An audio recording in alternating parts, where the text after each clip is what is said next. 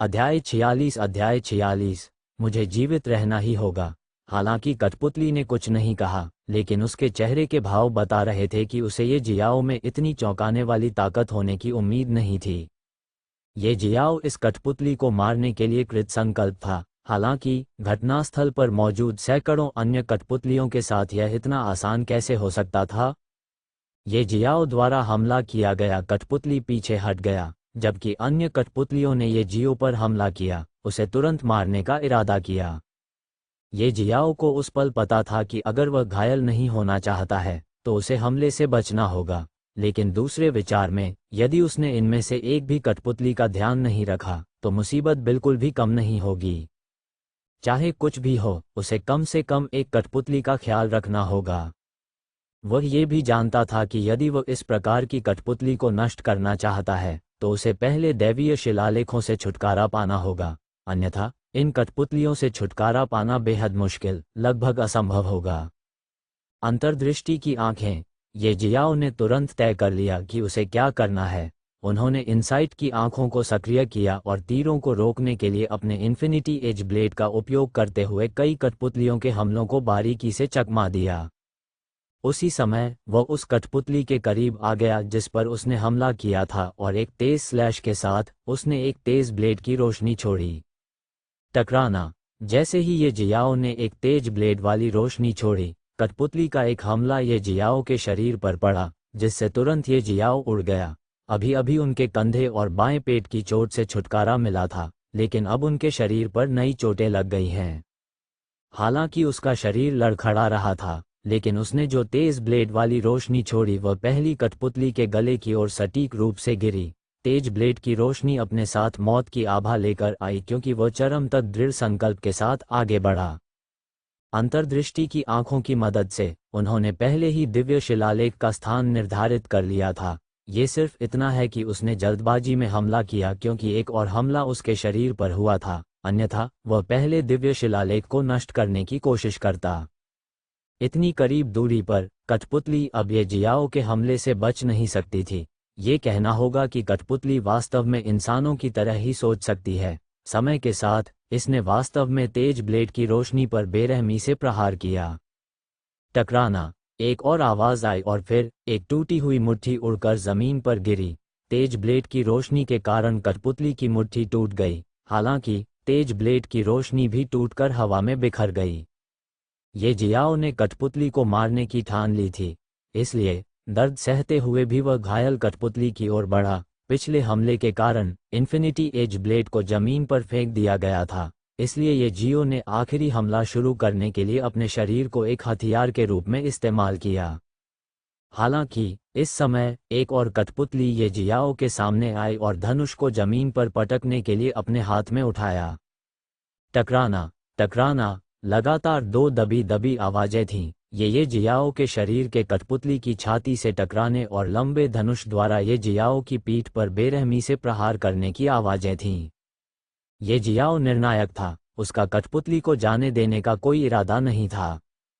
तो फिर चाहे वह घायल की जगह कोई और कठपुतली हो, वह पहले इससे छुटकारा पा लेगा। कठपुतली से टकराने के बाद ये जियाओ ने अपने शरीर पर लगे कठोर धनुष को नजरअंदाज करते हुए अपना दाहिना हाथ कठपुतली के गले की ओर बढ़ाया। ये जियाओ ने कठपुतली का गला पकड़ लिया और उसके पिछले कंधे पर बेरहमी से मुक्का मारा। आखिरकार इसी स्थान पर दैवीय शिलालेख अंकित किया गया था। विश्व विनाशक मुट्ठी। विनाश की आभा ने ये जियाओ की मुट्ठी को घेर लिया और उसके शरीर से धूसर ऊर्जा निकलने लगी। बूम। विश्व विनाशक मुट्ठी कठपुतली के पिछले कंधे पर गिरी और उसे तुरंत नष्ट कर दिया। कठपुतली इस प्रहार को झेलने में असमर्थ हो गई और फिर से खड़े होने का कोई संकेत न देते हुए तुरंत निष्क्रिय हो गई। सामान्यतः ईश्वरीय शिलालेख को नष्ट करना बिल्कुल भी आसान नहीं है। हालांकि ये जियाओ ने सीधे शरीर के उस हिस्से को उड़ा दिया जहां दिव्य शिलालेख उत्कीर्ण थे, जिससे कठपुतली भी नष्ट हो गई। इसके साथ ही ये जियाओ को पहली कठपुतली से छुटकारा मिल गया। टेलीपोर्ट। रुकने के किसी भी इरादे के बिना ये जियाओ ने घायल कठपुतली के पीछे आने के लिए अपनी टेलीपोर्टेशन क्षमता का इस्तेमाल किया और एक बार फिर उसे नष्ट करने के लिए अपनी वर्ल्ड एक्सटर्मिनेटिंग फिस्ट का इस्तेमाल किया। और यही वह क्षण था जब कठपुतलियों की सेना ने उसे अभिभूत कर दिया। उसके शरीर पर कुछ और वार किए गए, जिससे वह गंभीर रूप से घायल हो गया। ये जियाओ को लगा कि उसकी दृष्टि लगभग अंधकार में हो गई है, पूरी दुनिया घूमती हुई प्रतीत हो रही है। यह इस बात का संकेत था कि उसका शरीर दहने वाला था।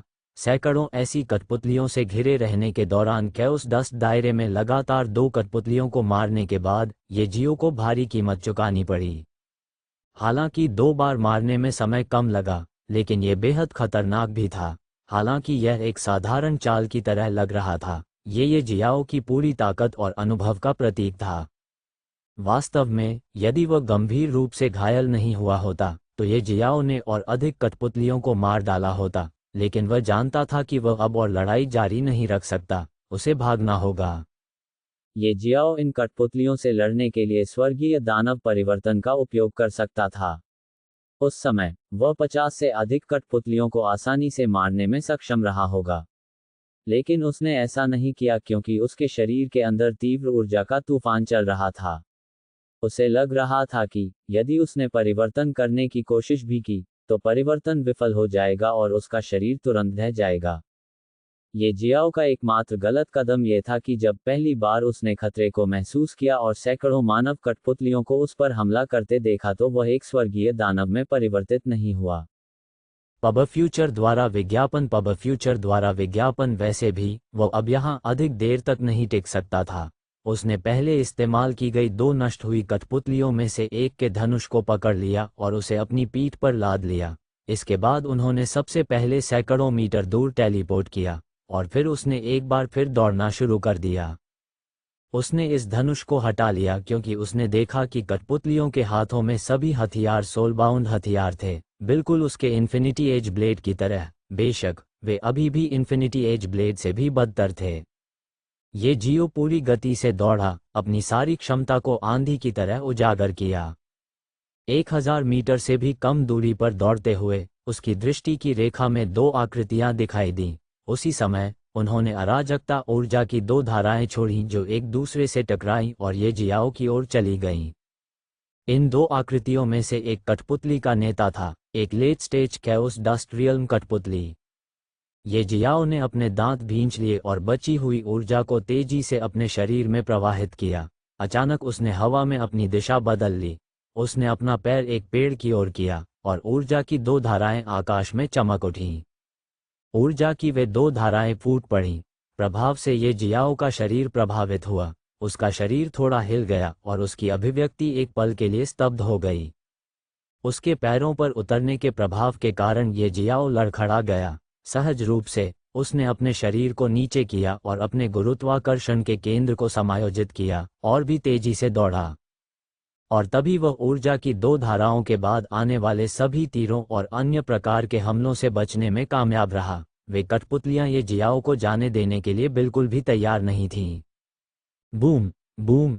कठपुतलियों को ये उम्मीद नहीं थी कि ये जियाओ इतनी तेज होगी। उनके और ये जियाओ के बीच की दूरी लगातार बढ़ती जा रही थी, क्योंकि ये जियो दौड़ते समय एक के बाद एक अपने टेलीपोर्टेशन कौशल का इस्तेमाल करता था। हवा ने ये जियाओ के कानों में सीटी बजाई। अपनी पूरी ताकत से दौड़ते समय उसने पलटकर भी नहीं देखा। ये जियाओ घायल हो गया था और वह चोटों को ठीक करने के लिए अपने जीवन पुनर्प्राप्ति कौशल का उपयोग कर सकता था, लेकिन ऐसा करने के लिए उसे पहले रुकना होगा। लेकिन ये जियाओ बिल्कुल भी रुकने का जोखिम नहीं उठा सकता था। यदि वह रुक गया तो कठपुतलियों के हमले बरसने लगेंगे। ये जियाओ ने दौड़ना जारी रखा और जितना अधिक वह दौड़ता गया उतना अधिक उसका खून बहता गया।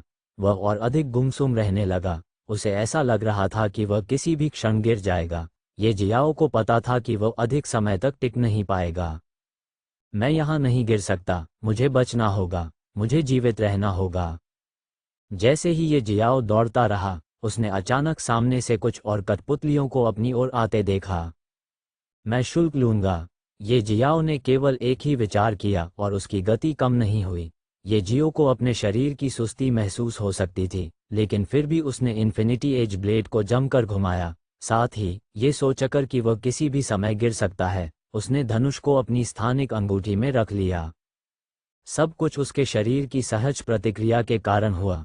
ये जियाओ की विचार प्रक्रिया अब उसके शरीर की लय के साथ तालमेल नहीं बिठा सकी।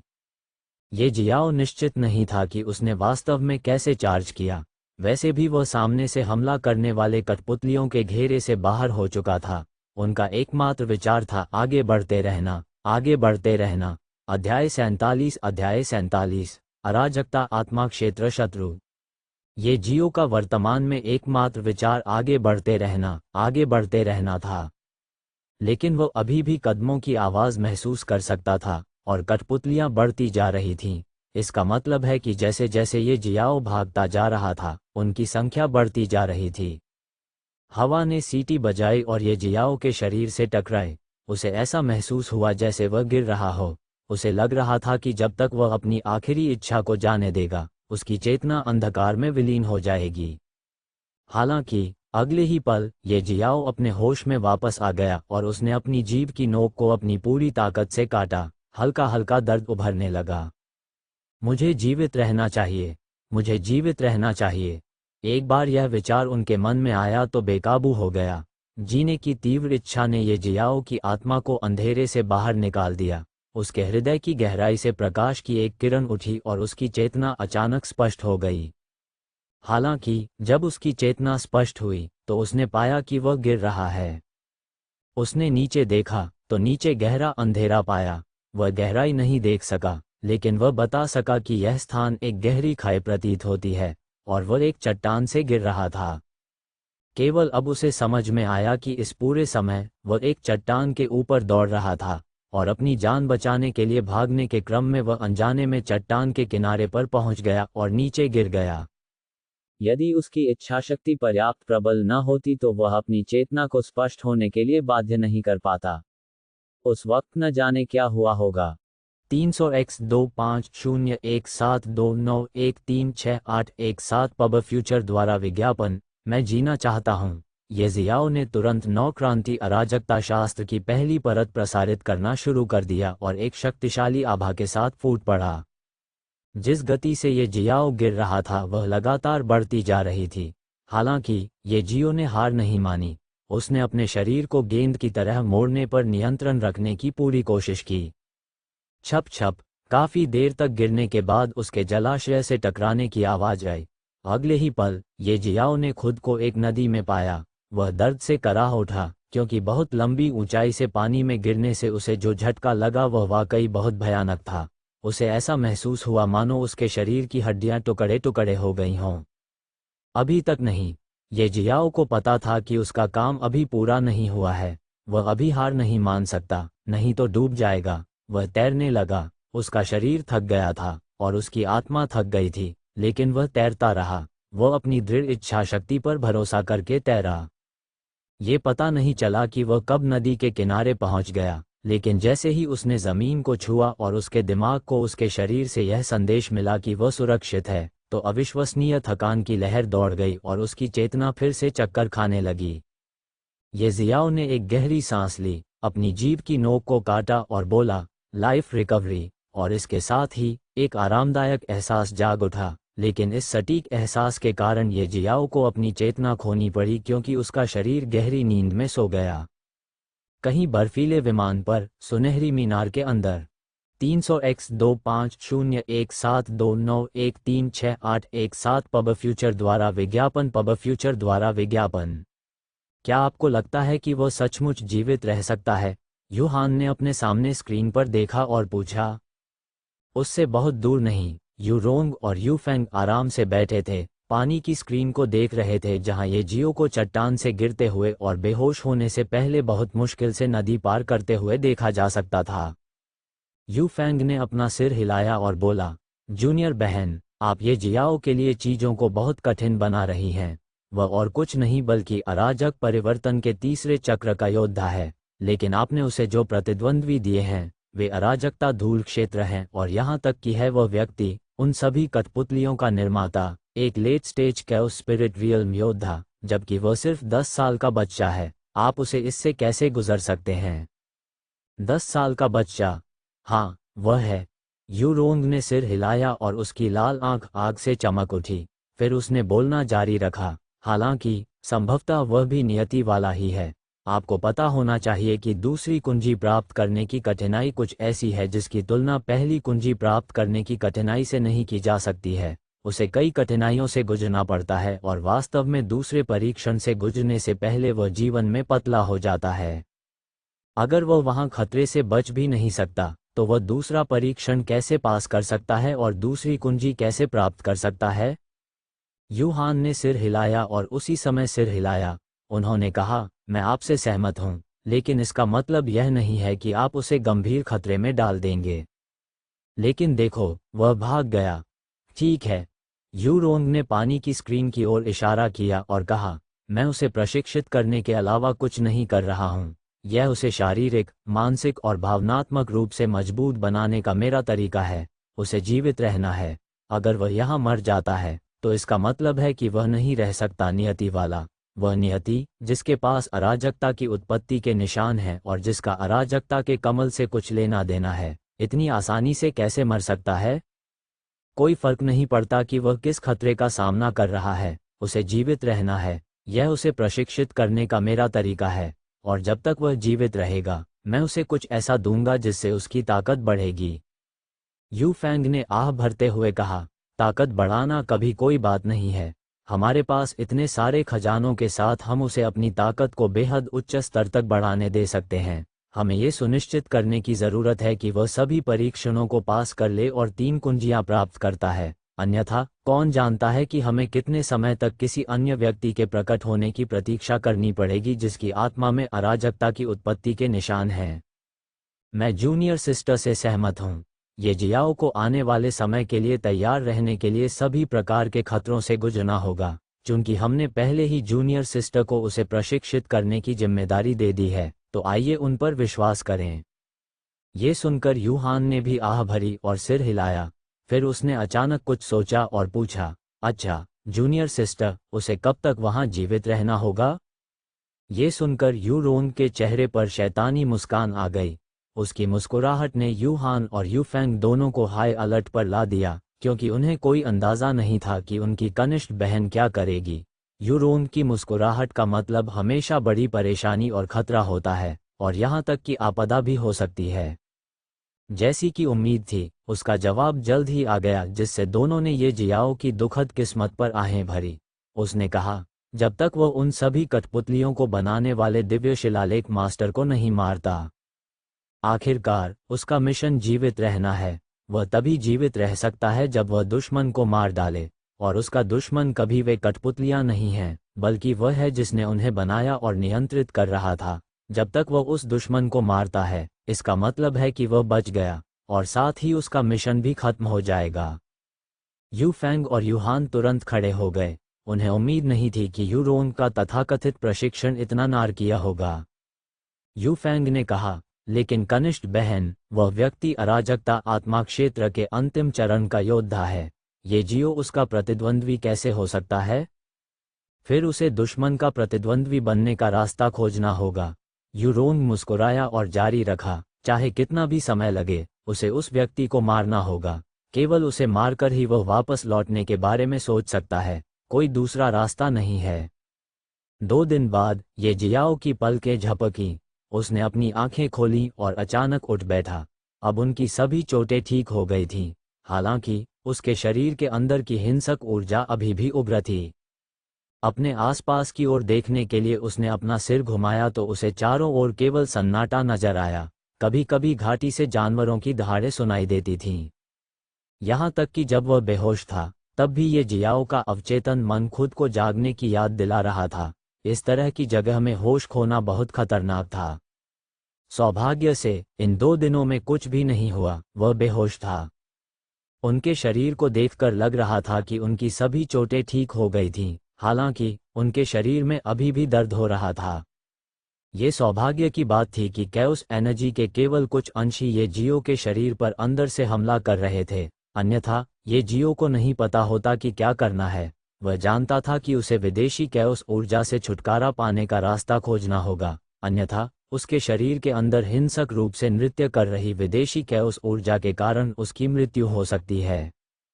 कुछ समय बाद ये जियो ने इन्फिनिटी एज ब्लेड को अपने पास से पकड़ लिया और उसे जमीन पर दबा दिया। फिर वह कांपते हुए खड़ा हुआ और उसने अपना शरीर हिलाया। वह हल्के कदमों से चट्टान के नीचे घने जंगल की ओर चल पड़ा। सुबह की धुंध घनी थी और वह जंगल के रास्ते का अनुसरण कर रही थी। छोटे से जंगल से गुजरने के बाद ये जियाओ ने बहते पानी की आवाज़ सुनी। यहाँ एक नदी है।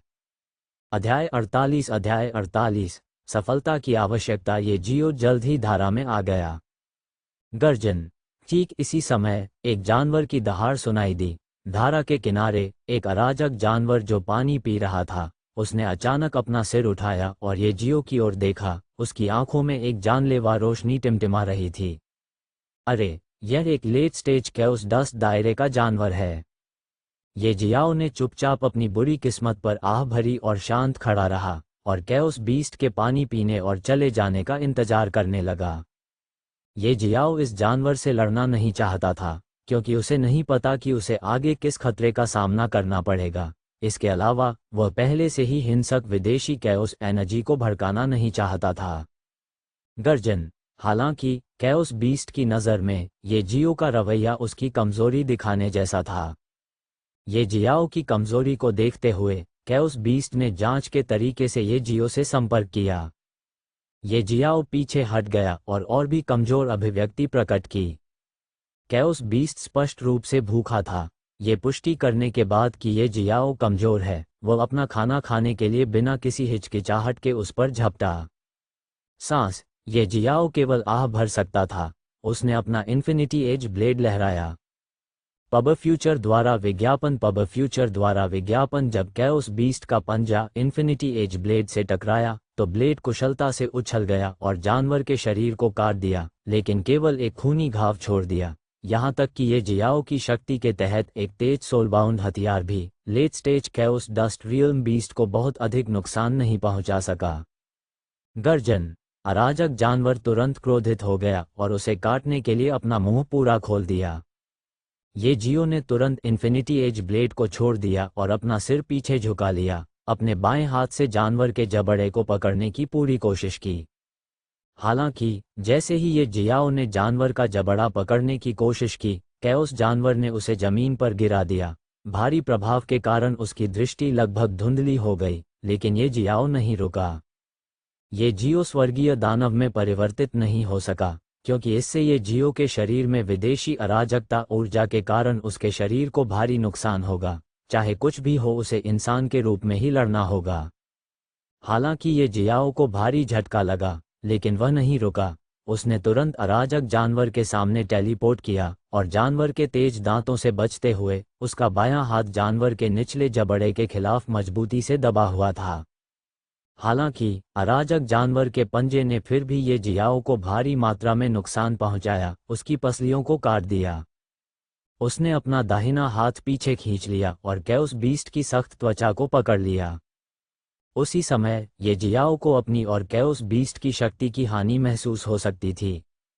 कैसा दुर्भाग्य है, मैं बिना मरे चट्टान से गिर जाता हूँ और अब ऐसा लग रहा है कि मैं इस अराजक जानवर के पंजे के नीचे मरने जा रहा हूँ।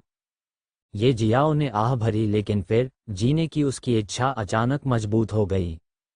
नहीं, मैं यहाँ नहीं मर सकता। मुझे मारना इतना आसान नहीं होगा। 300x25017291368117 पब फ्यूचर द्वारा विज्ञापन। ये जियो ने अचानक वर्ल्ड शैटरिंग स्पीयर और इन्फिनिटी एज ब्लेड दोनों को बाहर निकाल लिया। इन दो हथियारों को रखने के लिए उसे पहले जानवर को छोड़ना पड़ा। फिर उसने जानवर के शरीर के ऊपर टेलीपोर्ट किया, हवा में लुढ़का और दो हथियार पकड़ लिए और फिर शून्य बिखरने वाले भाले से वार किया। पुची। शून्य चकनाचूर करने वाला भाला जानवर के सिर में घुस गया, लेकिन जानवर की जीवन शक्ति भयानक थी। वह फिर भी नहीं मरा। ये जियाओ भी नहीं रुके। अगला हमला जल्द ही हुआ।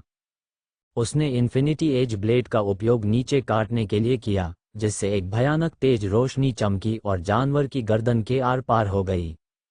आखिरकार कैओस बीस्ट की जान चली गई। उसके शरीर ने आखिरकार हिलना बंद कर दिया। ये जियाओ ने अपनी पूरी ताकत से जानवर की लाश को दूर धकेल दिया और एक उंगली भी हिलाना नहीं चाहते हुए जमीन पर लेट गया। अरे, वह ऊर्जा वास्तव में मुझे अंदर से मार रही है। मुझे क्या करना चाहिए? ये जियाओ मदद नहीं कर सका, लेकिन अपने दिल में शाप दिया। उसने ऊर्जा को खत्म करने के लिए अपनी भक्षण क्षमता का उपयोग करने की कोशिश की। हालांकि ये पता चला कि वह ऐसा नहीं कर सका। वह अभी भी इतना कमज़ोर था कि अपनी निगलने की क्षमता का अपनी इच्छानुसार उपयोग नहीं कर सकता था। फिलहाल वह केवल अपने शरीर के बाहर की चीज़ें ही खा सकता है, अंदर की नहीं। जमीन पर भरे खून के बीच यह अराजकता वाला जानवर था, और कुछ ऐसे भी थे जो ये जियो के थे। वह वास्तव में सोने और अच्छा आराम करने के लिए इसी तरह लेटना चाहता था, लेकिन ये जियाओ को पता था कि यह काम नहीं करेगा, इसलिए उसने फिर से उठने के लिए संघर्ष किया। उठने के बाद उसने एक बार फिर लाइफ रिकवरी क्षमता का उपयोग किया और धारा की ओर चल दिया। जैसा कि बाद में पता चला, यद्यपि उनकी जीवन पुनर्प्राप्ति क्षमता उनकी सभी चोटों को ठीक करने में सक्षम थी, उसके शरीर पर विदेशी अराजक ऊर्जा के आक्रमण के कारण वह लगातार पीड़ित रहता था, साथ ही वह और भी कमजोर होता जा रहा था। जब ये जियाओ धारा के पास पहुंचा, तो वह ठंडी धारा का पानी पीने के लिए झुका और अपना सिर पानी में दबा लिया। ठंडे पानी की उत्तेजना के तहत ये जियाओ सतर्क हो गया। फिर वह पानी में चला गया और लेट गया, जिससे ठंडा पानी उसके शरीर पर लग गया और उसके शरीर पर लगा खून धुल गया। फिर ये जियाओ ने अपने फटे हुए कपड़े उतार दिए और पानी को बहने दिया। अब वह नग्न था और उसके पास पहनने के लिए कोई कपड़ा नहीं था।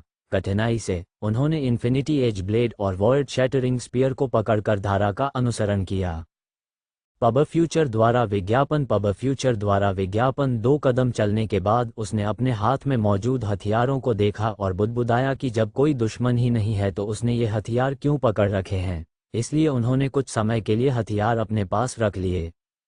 सौभाग्य से धारा में कोई गंदगी नहीं थी। ये जियाओ पूरे 2 घंटे तक धीरे धीरे चलता रहा और सुबह होने में देर होने पर धारा के शीर्ष पर पहुंच गया। खड्ड से बाहर निकलते हुए ये जियाओ ने सावधानी से अपने पीछे कोई निशान छोड़ने से परहेज किया। आधे घंटे और चलने के बाद उसने सावधानी से चट्टान के नीचे एक मोटी बेल को हटा दिया। लताओं के पीछे एक गुफा का प्रवेश द्वार था जिस पर केवल चढ़ा जा सकता था।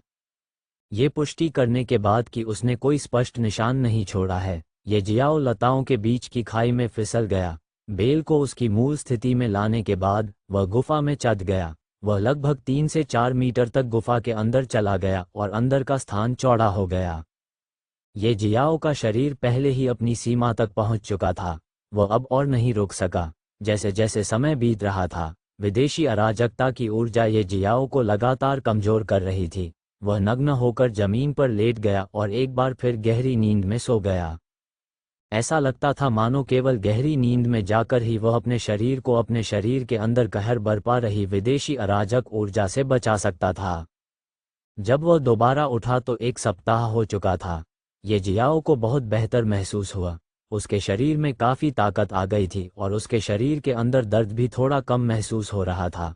वह ये भी बता सकते थे कि पूरे 1 सप्ताह तक गहरी नींद में चले जाने के बाद विदेशी अराजकता की ऊर्जा आखिरकार किसी कारण से काफ़ी हद तक शांत हो गई है। ये जियाओ खड़े हुए और गुफा के प्रवेश द्वार की ओर देखा, जहां केवल लोगों को रेंगने की इजाज़त थी, और देखा कि वहां से कोई रोशनी नहीं आ रही थी। जाहिर है, बाहर रात थी। वह कितनी देर तक सोया, ये जियाओ के पास यह निर्धारित करने का कोई तरीका नहीं था। पहली चीज़ जो मुझे करने की ज़रूरत है वह है विदेशी कैओस ऊर्जा से छुटकारा पाना। मैं अन्य तरीकों के बारे में नहीं जानता। हालांकि कैओस डस्ट दायरे के योद्धा आसानी से कैओस ऊर्जा को नियंत्रित और हेरफेर कर सकते हैं। ऐसा इसलिए है क्योंकि उनके शरीर और आत्मा के पास है अराजक परिवर्तन के 3 चक्रों की सीमा को पार करने के बाद पहले से ही अराजकता ऊर्जा से परिचित हो गया हूँ। जब तक मैं इस सीमा को पार कर सकता हूँ, मैं अपने दुख को हल करने में सक्षम हो सकता हूँ।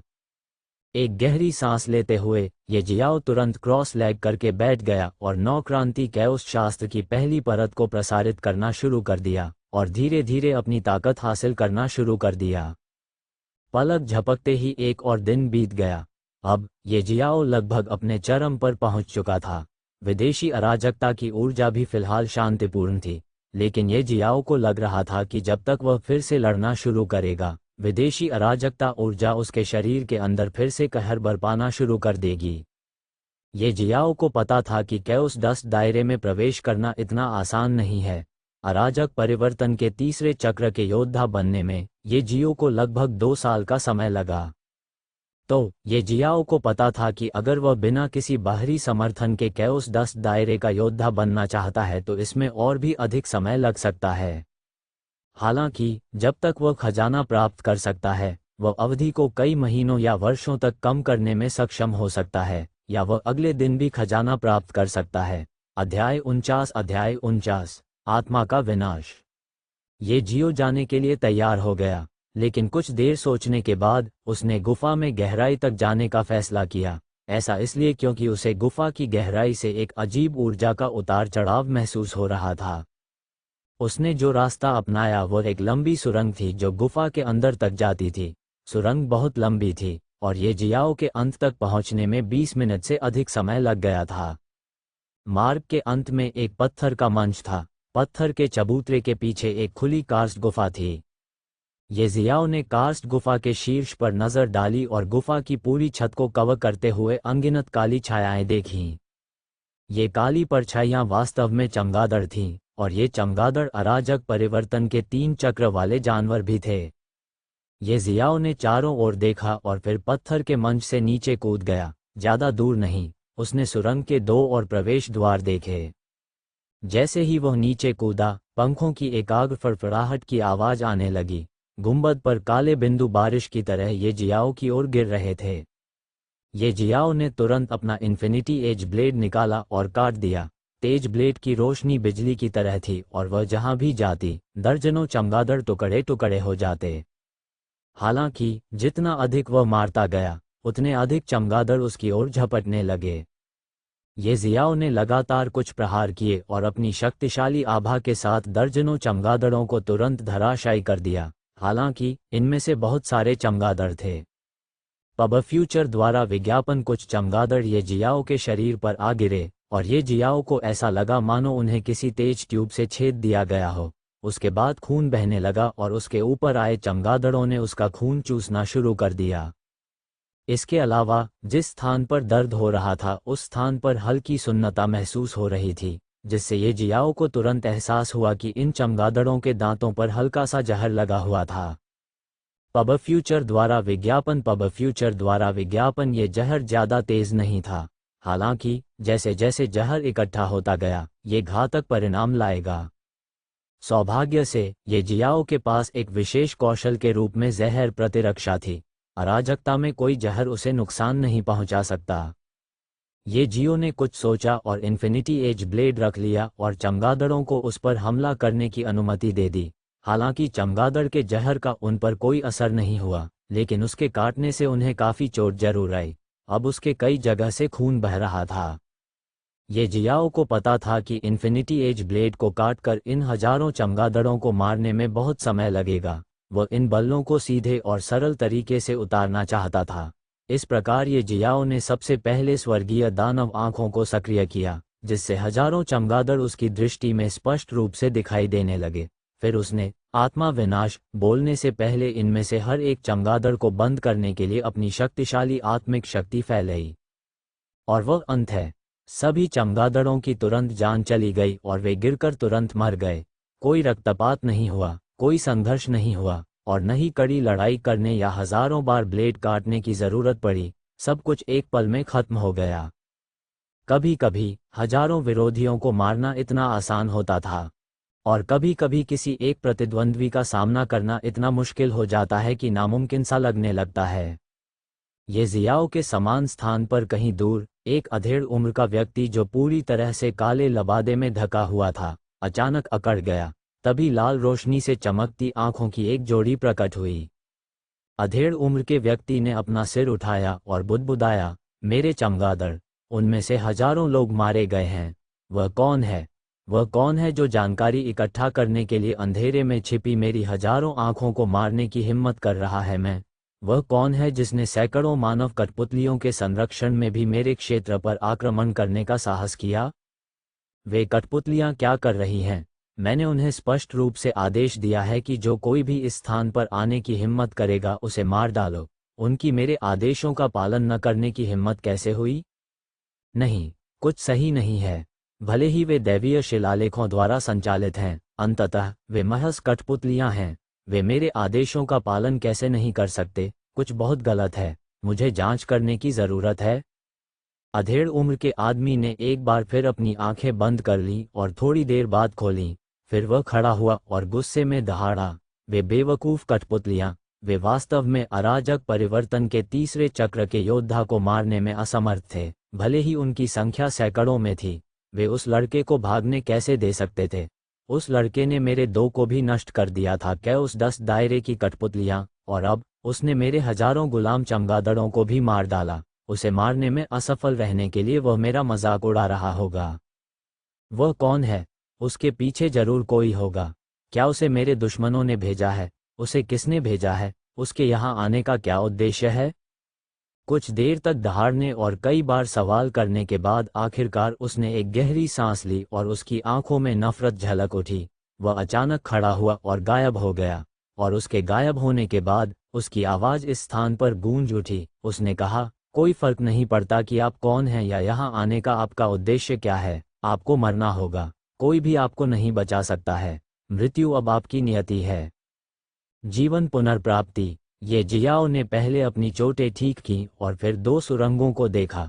फिर उसने एक बार फिर मंच की ओर देखा। वह इस मंच के अस्तित्व का उद्देश्य नहीं समझ सके। वैसे भी कुछ समय के लिए उन्होंने मंच को नज़रअंदाज कर दिया और इन 2 सुरंगों में से एक में प्रवेश करना चुना। जैसे ही वो सुरंग में दाखिल हुआ, वह ये देखकर हैरान रह गया कि सुरंग उन चमगादड़ों से भरी हुई थी। रास्ते की छत पर अनगिनत खून के प्यासे चमगादड़ लटक रहे थे। ये जियाओ से भयभीत होकर ये चमगादड़ हिलने लगे और झपटते हुए अपने पंख फैलाने लगे। आत्मा का विनाश। ये जियाओ उनसे बिल्कुल भी परेशान नहीं थे।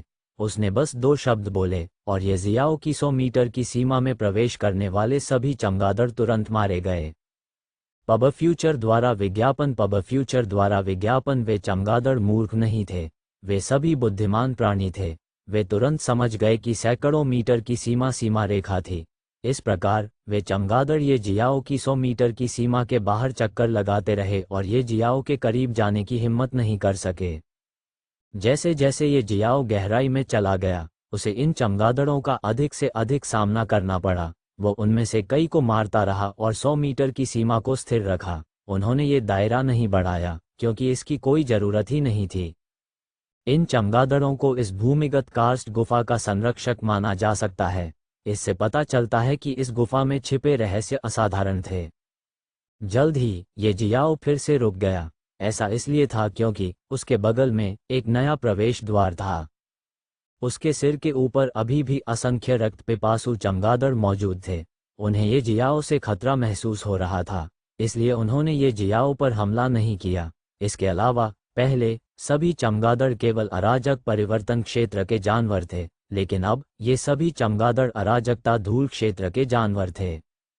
सौभाग्य से वे कठपुतलियां नहीं बल्कि आत्मा वाले जीवित प्राणी थे, और जब तक उनकी आत्माएं ये जियाओ की अपनी आत्मा से अधिक मजबूत नहीं हैं, ये जियो उन्हें आसानी से मार सकता है। वास्तव में ये जियो को ये भी एहसास था कि वह लेस दैन आत्मा विनाश ग्रेटर दैन क्षमता के साथ कैओस स्पिरिट दायरे के योद्धाओं को मार सकता है। ऐसा इसलिए है क्योंकि अराजकता के कमल ने पहले ही उसकी आत्मा को बदल दिया है जब उसने पुनर्जन्म के लिए उसकी आत्मा के टुकड़ों को इकट्ठा किया था, और इस परिवर्तन में अराजकता की उत्पत्ति भी शामिल है।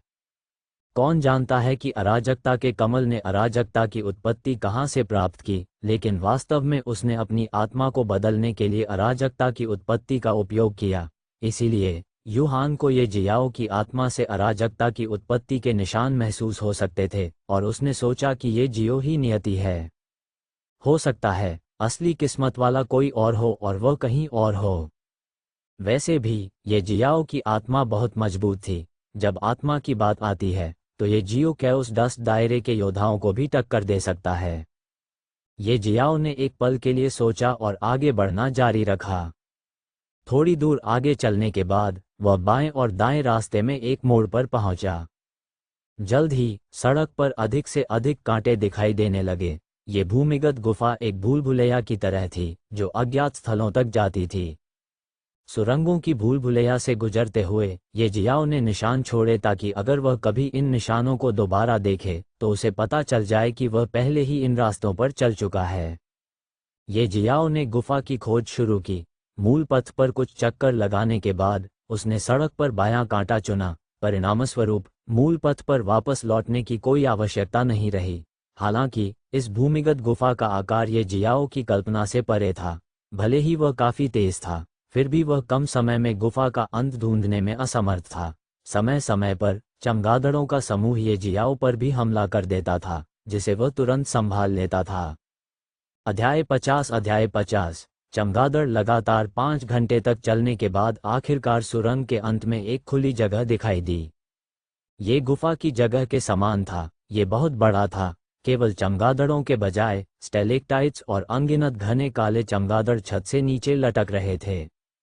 ये जियाओ ने जगह के चारों ओर देखा और पाया कि दूसरी तरफ कोई खुलापन नहीं होने के कारण उसे सील कर दिया गया था। हालांकि जिस रास्ते से वह निकला था उसके बगल में कुछ खुले स्थान थे। ये स्पष्ट था कि भूमिगत गुफा हर दिशा से जुड़ी हुई थी। यदि कोई भटके हुए रास्ते न होते तो यही इसका अंत होता। वह जगह कुछ खास लगती है। ये जियाओ ने अपनी तेज नजरों से आगे के अंधेरे को देखते हुए बुदबुदाया। दर्जनों स्टेलेक्टाइट उस दिशा में जमीन से जुड़कर एक दीवार बना रहे थे। ये जियाओ कुछ सेकंड के लिए अपनी जगह पर खड़ा रहा और फिर स्टेलेक्टाइट्स की पंक्ति की ओर चला गया। जैसे ही वह आगे बढ़ा, चमगादड़ घबरा गए और उस पर निशाना साधते हुए नीचे झपट पड़े। हैरानी की बात यह है कि ये चमगादड़ पहले ही कैओस डस्ट दायरे के मध्य चरण में पहुंच चुके थे। अन्य लोगों के लिए वे पहले से ही भयानक जानवर थे। हालांकि ये जियाओ के पास एक विशेष क्षमता थी जो एक पल में आसानी से इन चमगादड़ों की देखभाल कर सकती थी। आत्मा का विनाश, बस ये 2 शब्द और वे सभी हमलावर चमगादड़ मर गए। चमगादड़ों की देखभाल करने के बाद ये जियाओ तेजी से स्टेलेक्टाइट्स की पंक्ति के किनारे चला गया और अंदर देखा। ये जियाओ ने पहले ही स्वर्गीय दानव पुतली को सक्रिय कर दिया था। उसने स्टेलेक्टाइट पर नजर डाली और उसकी अभिव्यक्ति बदले बिना नहीं रह सकी। पब फ्यूचर द्वारा विज्ञापन एक कारण था कि ये जियाओ इनसाइट की आंखों के बजाय हेवनली डेमन प्यूपिल का उपयोग कर रहा था। अंतर्दृष्टि की आंखें ये जियाओ को मौजूद हर चीज के सार को देखने में सक्षम बनाती हैं, लेकिन ये जियाओ को मौजूदा स्थिति में किसी भी चीज के सार को समझने की जरूरत नहीं है। वह सिर्फ ये पता लगाना चाहता था कि यहाँ कोई खतरा छिपा है या नहीं, और केवल स्वर्गीय दानव शिष्य ही उसे ऐसा करने में मदद कर सकते थे। जैसे ही ये जियाओ ने अपने स्वर्गीय दानव शिष्य के साथ गहराई से देखा, वह कई late stage chaos dust realm bat के साथ साथ एक early stage chaos spirit realm bat को देखकर चौंक गया। प्रारंभिक चरण कैओस स्पिरिट रियल्म बल्ला इन सभी बल्लों का नेता प्रतीत होता था। ये चमगादड़ बहुत विशाल था, एक सामान्य बाघ के बराबर, और इसके पंखों का फैलाव 20 फीट से अधिक लंबा था। इसके पतले पंखों को स्टेलेक्टाइट पर कीलों से ठोंक दिया गया था। वे एक विशाल पर्दे की तरह थे जो जेट काली चमक को प्रतिबिंबित कर रहा था, जो बेहद चौंकाने वाला था। उसके बड़े मुंह के नुकीले दांतों से ठंडी रोशनी झलक रही थी, मानो वो सोने को चीरकर जेट को तोड़ सकता हो। एक साधारण चमगादड़ का शरीर केवल एक मुट्ठी के आकार का था, और इस कैओस स्पिरिट रियल्म चमगादड़ का शरीर एक साधारण चमगादड़ के आकार से 100 गुना अधिक था। उसका सिर बेहद चौंकाने वाला था और उसकी चूहे जैसी शक्ल बेहद भयावह और भयानक थी। हालांकि विशाल चमगादड़ बिल्कुल भी नहीं हिला। ये जियाओ की उपस्थिति से चौंका नहीं था। यदि उसके शरीर पर हल्की सी हलचल नहीं होती तो ये जियाओ ने सोचा होता कि यह एक जीवित प्राणी नहीं है। इस राक्षसी जानवर के साथ क्या हो रहा है? ये जियाओ धीमी आवाज में बुदबुदाया। उसकी नज़र विशाल चमगादड़ के पीछे स्टेलेक्टाइट्स पर पड़ी। उस स्थान पर ठंडी रोशनी की चमक थी जहां स्टेलेक्टाइट्स जुड़े हुए थे। ये जियाओ ने स्पष्ट रूप से देखा कि वे छोटे नाखून थे जिन्होंने इस चमगादड़ को स्टेलेक्टाइट्स पर कीलों से ठोक दिया था। चमगादड़ जिस स्टेलेक्टाइट को कीलों से ठोक रहा था वह अजीब और जटिल पैटर्न से ढका हुआ था, जो स्टेलेक्टाइट से लेकर उस जमीन तक फैला हुआ था जिससे वह जुड़ा हुआ था, एक फीकी रोशनी के साथ टिमटिमा रहा था। जिसके बाद स्टेलेक्टाइट्स की पंक्ति के पीछे की चिकनी जमीन को उसी पैटर्न से भर दिया गया। इन पैटर्नों ने एक रहस्यमय आभा के साथ एक गोलाकार प्रकाश बैंड का निर्माण किया। वृत्ताकार प्रकाश बैंड के बाहरी पैटर्न पहले ही खरीदे जा चुके थे, लेकिन केंद्र में थोड़ा सा अंधेरा था, कोई रोशनी नहीं थी। सभी पैटर्न को समग्र रूप से देखने पर कोई भी स्पष्ट रूप से महसूस कर सकता है कि इस पैटर्न में एक अवर्णनीय शक्ति निहित है। जब वह इसे बहुत देर तक देखता रहा तो वह अनुपस्थित मन की भावना महसूस करने से खुद को नहीं रोक सका, जैसे कि इस बड़े पैमाने के पैटर्न के पीछे एक और दुनिया छिपी हो। दिव्य शिलालेख। ये जियाओ ने तुरंत इन पैटर्न को दैवीय शिलालेख के रूप में पहचान लिया। उन्होंने पहले भी दैवीय शिलालेख देखे थे, लेकिन यहाँ के दैवीय शिलालेख अलग थे। इन दैवीय शिलालेखों में दिव्यता की आभा बिल्कुल भी नहीं थी, बल्कि वे बुरी और पैशाचिक आभा से भरे हुए थे। 300x25017291368117 पब फ्यूचर द्वारा विज्ञापन। पब फ्यूचर द्वारा विज्ञापन। कुछ देर तक निरीक्षण करने के बाद ये जियाओ को एक और चीज का पता चला जिसने उसे आश्चर्यचकित कर दिया। टेलीपोर्टेशन गठन। किसने सोचा होगा कि वास्तव में यहाँ एक टेलीपोर्टेशन फॉर्मेशन छिपा हुआ है? हालांकि ये जियो बता सकता है कि टेलीपोर्टेशन फॉर्मेशन अभी तक सक्रिय नहीं हुआ है और दैवीय शिलालेखों के बीच का काला क्षेत्र रोशन नहीं हुआ है। इसका मतलब ये था कि गठन अभी तक पूरा नहीं हुआ था। ये जियाओ आसपास का निरीक्षण करता रहा और जल्द ही उसने फिर से एक चौंकाने वाली खोज की। उसने विशाल बल्ले के ठीक नीचे एक बहुत संकरी नाली देखी। इस खांचे के ऊपर से एक बहुत ही पतली धातु का तार गुजर रहा था और उसका दूसरा सिरा चमगादड़ के दिल से जुड़ा हुआ था। हर कुछ मिनटों में रक्तसार की एक छोटी बूंद खांचे में टपकती थी, जिससे खांचे की सतह पर रून दर्जनों माइक्रोसेकंड तक चमकते रहते थे। और फिर रक्तसार की वह बूंद गायब हो जाएगी, जैसे कि उसे रून प्रकाश द्वारा अवशोषित कर लिया गया हो।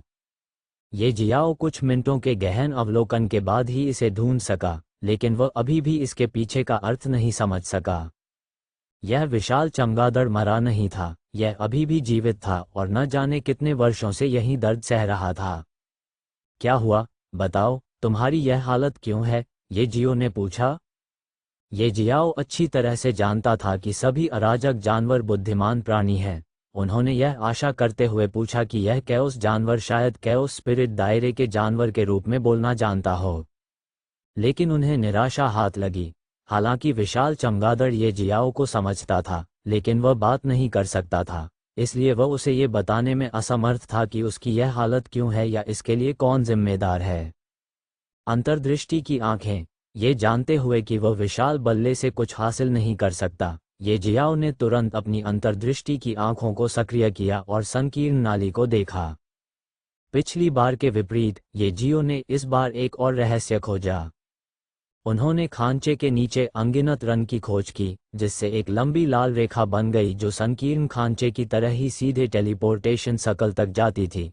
चमगादड़ के रक्तसार की प्रत्येक बूंद के साथ टेलीपोर्टेशन सर्कल का एक बहुत छोटा स्ट्रोक खींचा जाएगा, बहुत धीमी गति से ही सही। यह एक सतत प्रक्रिया थी जो न जाने कितने वर्षों से चलती आ रही थी, और ऐसा लगता है कि इस टेलीपोर्टेशन सर्कल को पूरा होने में ज़्यादा समय नहीं लगेगा। अधिक से अधिक कुछ दिनों या एक सप्ताह में ये पूरा हो जाएगा। ये टेलीपोर्टेशन फॉर्मेशन दैवीय शिलालेखों से भरे खांचे के नीचे छिपे रूनों द्वारा अवशोषित रक्तसार से बनाया गया था। ये बहुत खास लगता है, लेकिन इसका काम क्या था? ये गठन सबसे पहले क्यों बनाया गया था? इन सब का जिम्मेदार कौन है? ये जियाओ ने गहरी सांस ली और टेलीपोर्टेशन फॉर्मेशन के सामने पहुंचे। शायद इसका निर्माण विशाल चमगादड़ के खून से हुआ था। ये संरचना पूरी तरह से लाल थी। जैसे ही टेलीपोर्टेशन का निर्माण पूरा होने वाला था, ये जियाओ को पहले से ही एक बुरी और पैशाचिक आभा आने का एहसास हो गया था। चूंकि ये जियाओ अपनी अंतर्दृष्टि की आंखों को सक्रिय करके गठन का अवलोकन कर रहा था, उसने जल्द ही एक और चीज की खोज की। ये टेलीपोर्टेशन फॉर्मेशन नहीं बल्कि एक समनिंग फॉर्मेशन है। ये जियाओ हैरान था। ऐसा लगता है कि यहाँ जो भी हर चीज के लिए जिम्मेदार है, वह किसी न किसी को बुलाना चाहता होगा, और इन सब का माध्यम था विशाल चमगादड़ का खून। लेकिन इस चमगादड़ और उस व्यक्ति के बीच क्या संबंध है जिसे इस संरचना के माध्यम से यहाँ बुलाया जा रहा है? जिस व्यक्ति ने ये सब बनाया है वह वास्तव में क्या करना चाहता है? सवाल थे, लेकिन जवाब नहीं। लेकिन उन्हें लग रहा था कि जब तक इस संरचना से कुछ बुलाया जाएगा, यह निश्चित रूप से इस भूमि पर एक बड़ी आपदा लाएगा। नहीं, मुझे इसे रोकना होगा। ये जियाओ बुदबुदाया और विशाल बल्ले की ओर देखने लगा। फिर उसने तुरंत उन कीलों को निकालना शुरू कर दिया जो उसे इस जगह कैद करने का कारण बन रही थीं। शायद क्योंकि ये जियाओ इस बल्ले की मदद कर रहा था, इस बार किसी अन्य चमगादड़ ने ये जियो पर हमला नहीं किया। यहाँ अनगिनत चमगादड़ थे और वे सभी कैस डस्ट्रियलम के चमगादड़ थे। वे पहले से ही ये जियाओ से डरे हुए थे जब उन्होंने देखा कि ये जियाओ ने कितनी आसानी से अन्य चमगादड़ों को मार डाला। इस प्रकार उन्होंने ये जियाओ पर हमला करने की हिम्मत नहीं की। हालांकि अब जब उन्होंने ये जियाओ को बड़े बल्ले की मदद करते देखा, तो सभी चमगादड़ों ने अजीब आवाजें निकालना शुरू कर दिया, लेकिन ये जियो उनके उत्साह को महसूस कर सकता था। ऐसा लगता है कि वे बहुत खुश थे कि कोई उनके नेता की मदद कर रहा है।